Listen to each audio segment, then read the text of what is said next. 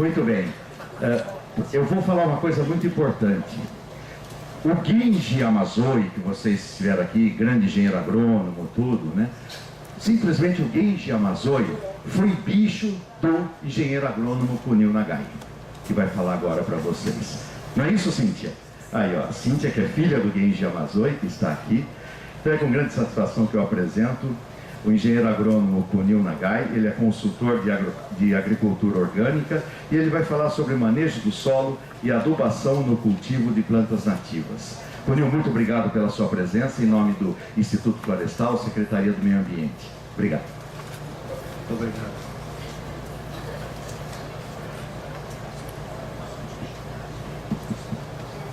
Bom dia a todos.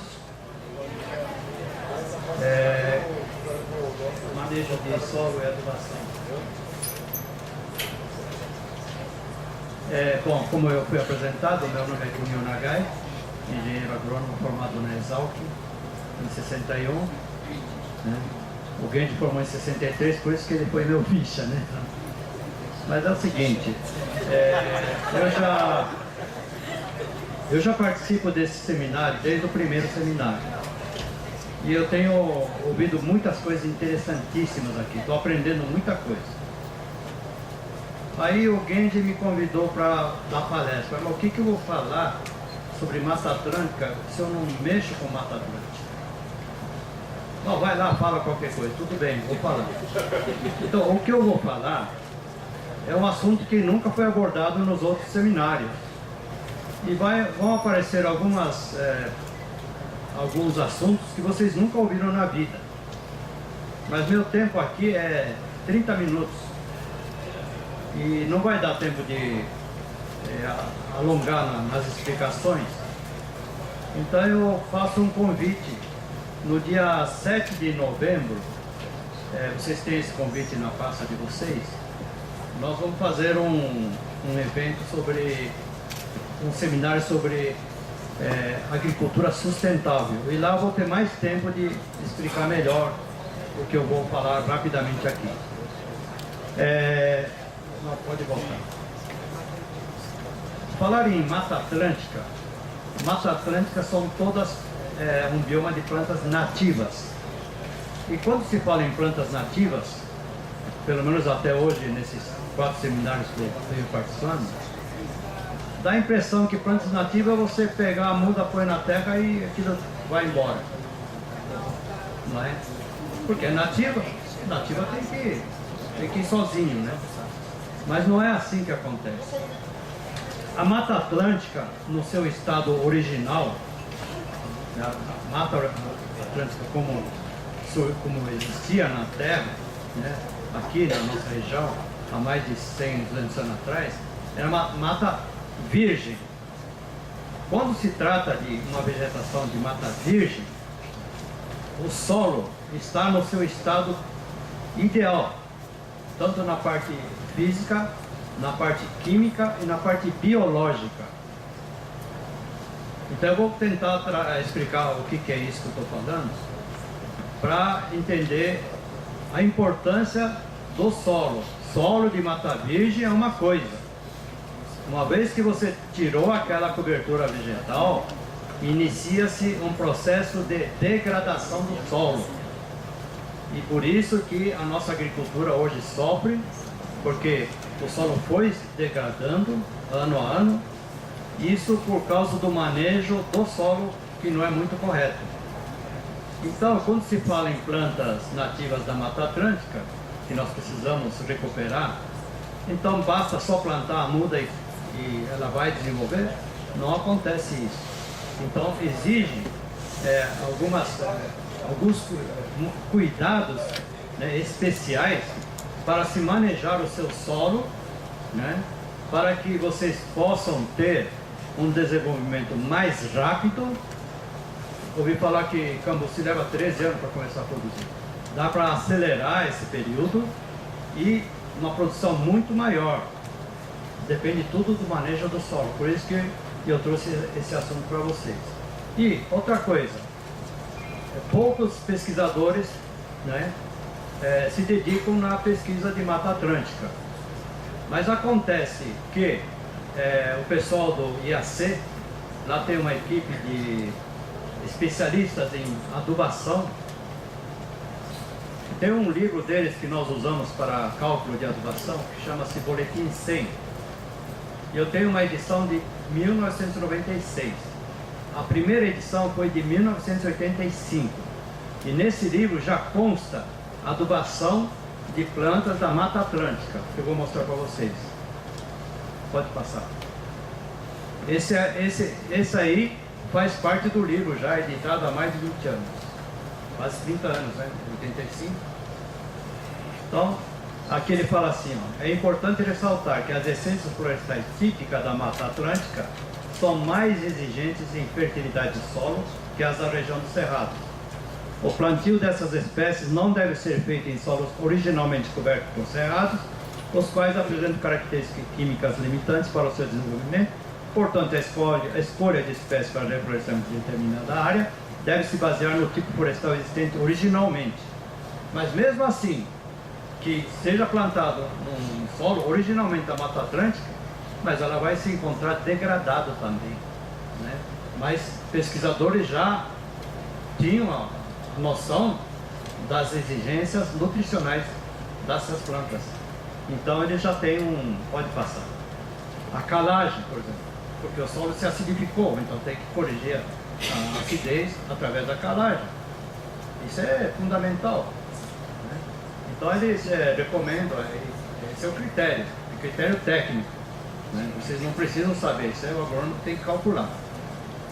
Pode passar. Tem toda a recomendação de adubação de NPK de acordo com a análise do solo. Você tem que analisar o solo para calcular qual a adubação que você vai fazer para plantas da Mata Atlântica. Inclusive macro elementos, que são nitrogênio, fósforo e potássio, e microelementos também, boro e zinco. Até esse ponto eles chegaram a pesquisar, né? Coisas simples, mas básicas, né? Que precisa saber, que mexe com a Mata Atlântica. Tá bom? Então vamos.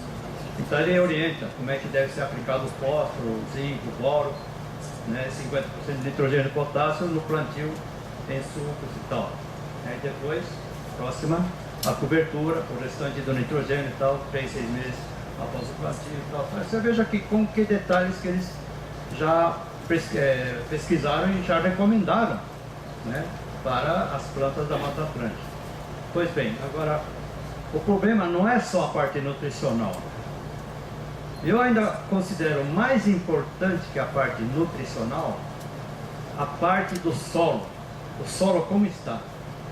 Esse é um solo ideal. Esse é o solo da Mata Atlântica original, quando existia a Mata Virgem, a Mata Atlântica, quando ninguém mexeu no solo, o solo era essas características. Dentro do solo, hein? 25% de ar, 25% de água, 5% de matéria orgânica e o restante de minerais. Vocês não têm ideia do que significa esse solo. Nem agricultor não tem ideia do que significa isso. Isso é fundamental, isso é importante. O solo nessas condições é um solo poroso, onde é poroso, por isso que tem ar e água. Sendo um solo poroso, as raízes conseguem desenvolver, as radicelas, que são aquelas fios de cabelo, conseguem crescer livremente no solo. À medida que vocês exploram aquela terra, vai mexendo no solo, vai colocando insumos químicos, minerais, adubos e defensivos, está destruindo o solo. Agora, essa condição ideal, quem proporciona essa condição ideal para o solo são os micro-organismos que vivem dentro do solo. São os fungos e bactérias que em grande quantidade estão no solo trabalhando e fazem o solo ficar desse jeito. Aí eu fiquei pensando assim, 25% de água no solo, vocês não imaginem o seguinte, eu tenho 1 metro quadrado aqui e 1 metro de profundidade, é 1 metro cúbico. Quantos litros de água tem aí? Faça o cálculo, 25%. 250 litros de água, você acha que precisa irrigar? Por isso que as matas não secam. Pode ficar, não chover, com toda aquela seca, vocês não viram nenhuma mata secando. Nenhuma mata atacada de pragas e doenças. Nenhuma planta definhando por falta de nutrientes. Porque esse solo, né, nessas condições, está equilibrado fisicamente, né, parte de estrutura, quimicamente também todos os nutrientes estão lá, né, e biologicamente. Então aquela população biológica, não é só fungos e bactérias, mas tem bastante larvas, minhocas, um monte de coisa vivendo lá. Esse é o solo ideal, mas isso aí só na mata original. Depois que cortou a mata, já isso vai degradando rapidamente, principalmente após a introdução de insumos químicos, principalmente adubos, defensivos, né, e herbicidas. Bom, vamos lá. Então, esses micro-organismos, como é que vão fazer para colocar no solo? Porque morreram. Quando morrem os micro-organismos, o que aumenta? Aumenta pragas, nematóides, doença do solo que aumenta. Porque não tendo a flora microbiana, os patógenos, eles começam a invadir, porque não tem o inimigo natural, não tem o equilíbrio, né? Agora, esse é inoculante, são os micro-organismos que a gente tem que inocular no solo, por isso que a gente chama inoculante. Como que consegue? Tem vendendo no mercado também, você pode comprar. Existe no Brasil, no Japão, veio do Japão, no Brasil já é produzido e é vendido. Você pode comprar também. Mas eu ensino a colher no sítio de vocês, né? Então, geralmente tem um bambuzal no sítio, uma mata virgem, né? É difícil mata virgem, mas bambuzal tem. Nesse bambuzal, nós levamos isso aqui, ó. Isso aqui é um pedaço de bambu, fechado dos dois lados, cortado no meio. Eu coloco arroz cozido aqui embaixo, arroz sem sal, arroz tipo japonês, né? Japonês come arroz sem sal, e coloco o arroz aqui embaixo, fecha, amarra com um arame e vai no bambuzal lá no meio, tira aquelas folhas e coloca lá embaixo e cobre. E às vezes vem um bicho comer, então vocês põem na tela para não deixar nenhum animal mexer. Deixa 2, 3 dias. E se tiver muito seco, época que não chove, vocês dão uma olhada no solo para o micro-organismo começar a ativar. Em 2, 3 dias o micro-organismo penetra aqui pela presta. Começou o micro-organismo, ele encontra a passagem e vai atrás do arroz. O arroz fica tudo embolorado. Aí aparece bolor branco, bolor cor-de-rosa, verde, amarelo. E às vezes aparece muito escuro. Esse muito escuro a gente procura não misturar. Aí esse arroz embolorado, né? Nós já pegamos um balde d'água e jogamos lá dentro, põe um pouco de melaço, garrafa, açúcar mascavo e deixa. O micro-organismo vai proliferar, vai aumentar a população. E depois é só coar para tirar o arroz e você pode colocar num pet e guardar para usar depois no adobo, que eu vou explicar como é que faz. Pode passar. Bocashi, né? Bocashi também é um composto. Tudo isso que eu estou falando é tecnologia do Japão. Lá isso já é tradicional, já é conhecido. Lá no Japão tem muita pesquisa de micro-organismos, existem grandes especialistas, então lá evoluiu muito. Mas isso nós precisamos aplicar aqui no Brasil. O bocashi é um farelado simples. Existem várias maneiras de você fabricar um bocashi. Essa é uma maneira bem mais simples, barato e fácil de encontrar os ingredientes. Só vão 3 ingredientes principais: farelo de arroz, esterco de poedeira, aves poedeira, aquelas que botam ovo, não é aquela de granja que fica tudo no chão. Ou torta de mamona, ou torta de soja, um dos dois. Fosfato natural, que é outro produto barato, que é fácil de encontrar. O inoculante, que é esse que foi tirado do bambuzal. Melaço ou garapa. E tem que misturar, molhar, né, para proporcionar fermentação. E em uma semana está pronto. Já pode usar. Vamos passar. Aqui estão fazendo o bocacha, a gente ensina. Eu trabalhei muito em assentamento, do ITESP, ensinei todos os assentados a fazer. O agricultor que precisa, eu vou lá e ensino. É só misturar os ingredientes, inocular com o micro-organismo, né, e fazer a fermentação. É uma coisa bem simples, barato, rápido, né? E esse é o bocacha que depois vamos usar na adubação das plantas. É isso que vai melhorar o solo. Vai fazer o solo ir voltando para o estado original. Aí desaparecem os patógenos do solo, o nematóide desaparece, os fusários, os isoptérios, tudo vai... Não é que desaparece, os benéficos vão tomando conta, espaço, né? E vai equilibrando a flora microbiana. Tem um biofertilizante também, isso também é coisa do Japão, bem simples, barato e muito eficaz. É feito com broto de qualquer planta, broto novo de capim, pode ser até, no Japão não tem muito capim, usa até broto de bambu, artemisia, tudo coisa que está em crescimento. Porque essa parte, quando a planta está em crescimento, essa parte tem muitos hormônios, muitos nutrientes, sabe? É rico essa parte. Então por isso que nós usamos sempre brotos novos de plantas, qualquer planta.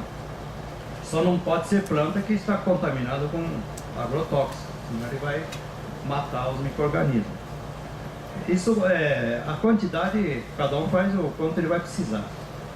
Se for 200 litros, põe os brotos novos de plantas, põe 5 kg de farelo de arroz, melaço 2 kg, né? E se for garapa, 10 litros, 5 vezes sempre a mais do que o melaço. E o inoculante, esse foi tirado, né? O bambuzal, 1 litro. Né? Deixa 3 dias. Todo dia dá uma remexida nela. E está pronto o biofertilizante. Só que tem que coar bem para não entupir o pulverizador. Coa bem ele. Na pulverização foliar, dilui em 5 a 10%. E para aplicação no solo, pode aplicar 10 a 20%. É um produto fantástico, né? Eu sempre falo assim, melhor do que qualquer foliar que vocês compram no mercado. Eu tenho, porque eu acompanhei, né? E tem a comprovação prática, não científica, né? Então vamos... Não, geralmente é assim, ó. Para um tambor de 200 litros, 2 sacos de saco de batata, saco gelado, cabe 2 sacos. Agora, saco de cebola, cabe 3, porque é menor. E coloca sempre uma pedra no fundo para que ela não fique boiando, né? Aqui eles estão pegando o broto de napier. O napier é mais cômodo, porque ele é grande, o broto de napier, então é fácil você... Mas tem que picar ele, não pode ser inteiro, né? Vamos ver outra. Bom, aqui ele não colocou um saco, colocou direto. Aí dá mais trabalho do que para tirar toda aquela massa, né? E depois de 3 dias está pronto, já pode tirar. Agora vamos ver outro. Bom, esse é lá no assentamento também do ITESP, para em Tremembé. Esse lavrador, ele queria fazer orgânico e está plantando aí e pulverizando também com esse produto. E isso também foi lá no assentamento de Tremembé. Fizemos um teste, só aplicou nessa rua aqui. Uma semana fui ver o que aconteceu, olha a diferença. Ali e ali. E olha o que aconteceu aqui. Eu fiquei impressionado com o efeito do produto em uma semana. Isso não existe. Olha aí. Aí eu falei, isso aqui é muito bom, vou começar a ensinar. Aí começamos a ensinar para todos os assentados, eles faziam tudo e cada um ia experimentando. Bom, aqui é o que é? Esse é um forno de carvão. Todo mundo conhece um forno de carvão, tem aquela feito de barro ali. Normalmente o forno de carvão tem um chaminé que a fumaça sai. Só que você adapta uma coifa aqui, coleta essa fumaça e passa por esse outro chaminé inclinado em 30 graus, mais ou menos uns 8 metros. Aí o que acontece? Quando a fumaça está caminhando, vai esfriando. Ela condensa. Condensa, então o líquido volta aqui e vai cair aqui. Essa é outra tecnologia do Japão, muito interessante. E esse líquido ele tem que ser decantado ou destilado por causa do alcatrão, que ele é cancerígeno, né? Então tem que eliminar o alcatrão. Então pode ser ou decantado ou destilado. Nesse caso o labrador quis destilar, né? E ele comprou um destilador e adaptou. Esse é um decantador. Coloca o extrato aqui, aí aqui embaixo acumula o alcatrão, mais ou menos, um terço, né? E aqui em cima sai o líquido puro, sem contaminação nenhuma. Esse líquido chama-se extrato pirolenhoso. É um nome, vocês nunca ouviram, mas piro é fogo, lenhoso é madeira. É chamado também de vinagre da madeira, ou extrato pirolenhoso, ou ácido pirolenhoso. Ele é rico em ácido acético e tem mais de 200 componentes que agem como bioestimulantes na planta. Aí, se a gente coloca em 15 litros desse líquido, coloca vísceras de peixe, 3 kg, deixa em 3 meses, ele toda a proteína do peixe se transforma em aminoácido. Isso é um excelente bioestimulante que eu ensino o agricultor também a produzir. Bom, aí sai o carvão. O carvão é um produto excelente para melhorar o solo também. Eu coloco o carvão, ou picado, em migalho, ou em pó no solo, o que vai acontecer? O carvão, tudo que eu estou falando aqui é coisa do Japão, tecnologia japonesa. O japonês é onde está mais avançado na tecnologia de carbonificação, no uso de carvão, né? E o carvão, ele é orifício, está tudo cheio de orifícios microscópicos, onde mora os micro-organismos, é casa deles. Por isso que quando coloca o carvão, os poucos micro-organismos que vão, começam a habitar nesse carvão e multiplica, como se fosse seres humanos. Você tem casa, entra a casa, começa a sair um monte de criança, é a mesma coisa. Essa é a natureza, essa é a lei da natureza, né? Então não tem muito que, né? Precisa produzir mais, hein? Então, o carvão vegetal é habitat do micro-organismo. E tem que ser colocado dentro do solo, não adianta jogar por cima, porque o micro-organismo vive dentro do solo. O carvão vegetal, além de ser habitat de micro-organismo, ele serve de filtro biológico. É um excelente filtro. Para você que quiser purificar água, passa pelo carvão. Ele é um isolante térmico, no Japão usa muito. Antes de construir a casa, eles colocam um monte de carvão embaixo e constroem a casa em cima. Então, modifica totalmente o ambiente da casa. Bom, fitoterápico, porque carvão, se você for na farmácia, você está vendendo carvão em cápsula. É um medicamento. Minha utilidade: serve para tirar cheiro de geladeira. Tem gente que fabrica chinelo com carvão, travesseiro com carvão. Tem seus efeitos, né? Vamos.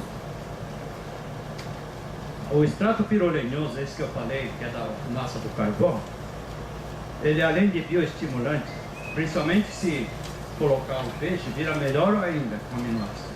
Ele também tem efeito inseticida, ele afugenta os insetos. E quando você mistura o pirolenhoso com óleo de nim ou com plantas inseticidas, como rotenona, vira um inseticida. O pirolenhoso pode ser usado também para fazer compostagem.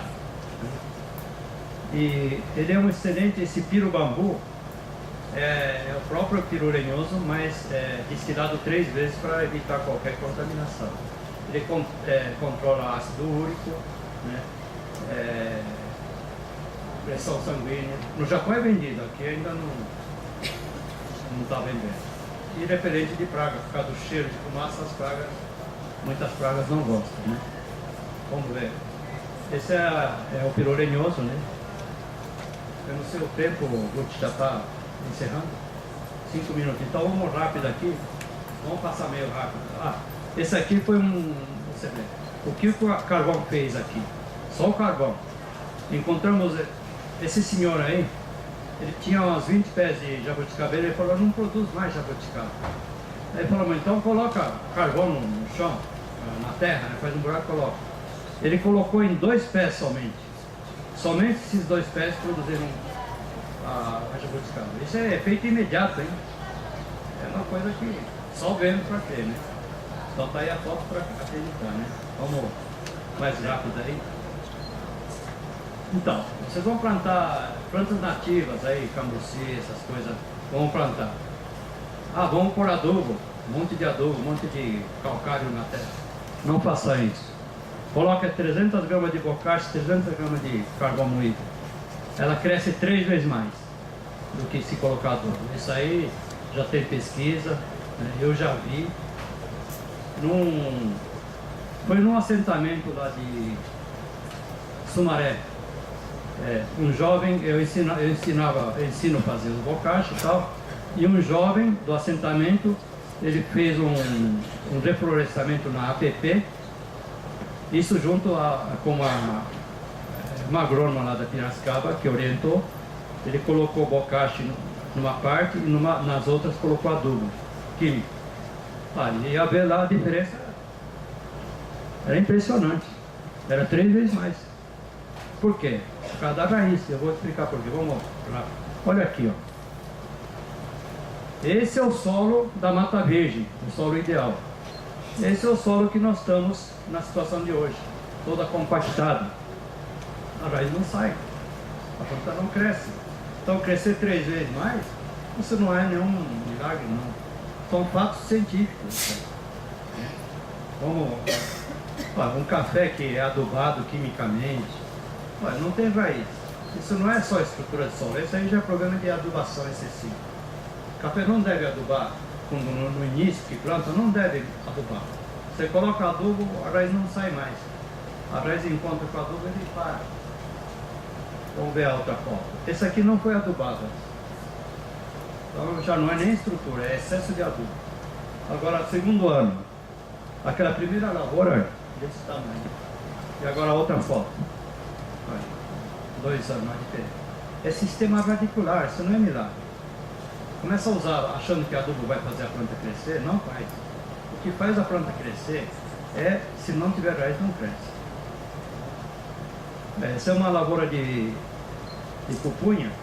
O lavrador estava matando a lavoura com adubo e herbicida. Não pode. E a planta estava desaparecendo aqui. Ele põe 300 gramas de um adubo de alta concentração por pé. Está matando. Vamos passar. Aí eu suspendi tudo, herbicida, adubação, mandei colocar esterco, mas antes vamos curtir o esterco, leva 30 dias. Esterco curtido lá, já fica escuro, e joga na lavoura. Pode passar rapidamente. E roçada só, nada de herbicida. Aqui é uma adubação verde também.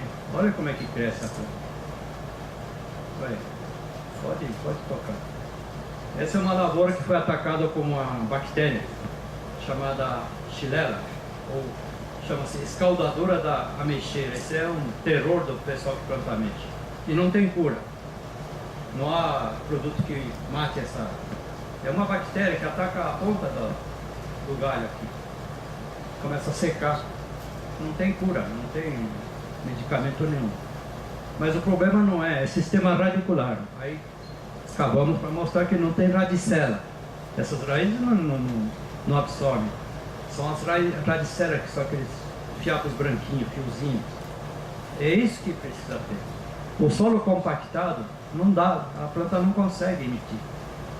Aí o que fizemos? Bocashi, né? Aquele adubo líquido, né? Que eu falei. E colocou o bocashi no suco e injetou, pode passar. Injetamos aquele líquido no solo.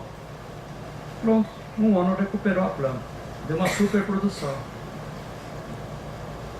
Essa é uma lavoura de café, é a primeira que usa o bocashi. 3 anos atrás eu fui ver, ele estava plantando. Olha esse ano a florada dela. Com toda essa seca que falta de chuva, não sei o quê. Não é, tem água no solo, tem umidade no solo. Olha aí. É a única que eu encontrei no Brasil que usa bocashi. Acho que é a primeira. Então nós precisamos divulgar essas técnicas para fazer o lavrador ganhar dinheiro. E na Mata Atlântica também, nós temos que tomar esses cuidados para quando, se a gente quiser recuperar a Mata Atlântica, temos que recorrer a essas tecnologias. Simples, barato e que funciona, né, eficazmente. E com isso nós vamos conseguir realmente recuperar toda essa Mata Atlântica e fazer o agricultor ganhar dinheiro com isso. Tá bom? Muito obrigado.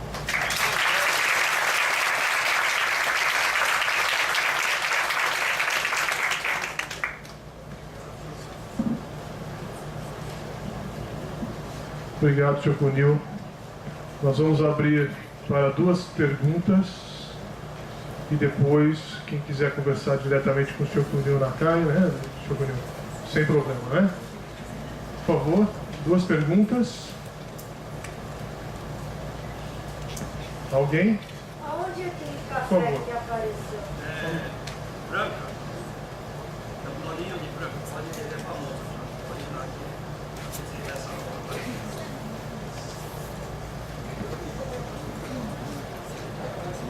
Bom dia.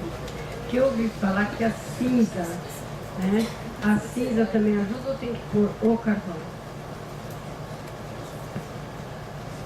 A cinza não tem o efeito que tem o carvão. A cinza já não tem nenhuma parte física. Só que ela tem a parte química, né? Fica em potássio e tal. Mas não tem esse efeito do carvão. Gente, mais uma então, para fechar. Rodrigo Copafado Sete Barras. A adubação verde e o plantio em consórcio não seria uma alternativa boa também? Sem dúvida. Adubação verde, consórcio, tudo bem, mas o tempo, você usando uma tecnologia, os dois são válidos, mas o tempo para recuperação do solo é bem diferente. A adubação verde demora muito mais tempo. E o tempo que você perde fazendo adubação verde. Eu concordo com fazer adubação verde, mas para um agricultor que quer tratar a sua lavoura, imediatamente ele colhe o benefício, né? Bom, então, agradecendo ao Sr. Cunil, lembrando que o Genji se gabou aqui que ele era veterano do Consul, mas o Sr. Cunil é veterano do Genji. Obrigado.